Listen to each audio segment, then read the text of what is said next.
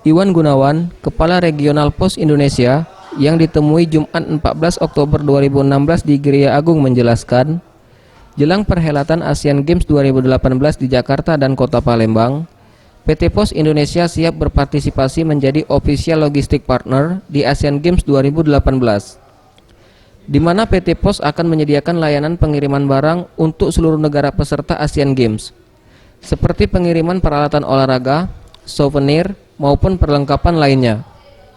Dengan adanya layanan ini, para atlet dan ofisial tidak perlu repot membawa peralatan ke wilayah pertandingan, namun cukup datang ke outlet pos yang ada di Jakabaring.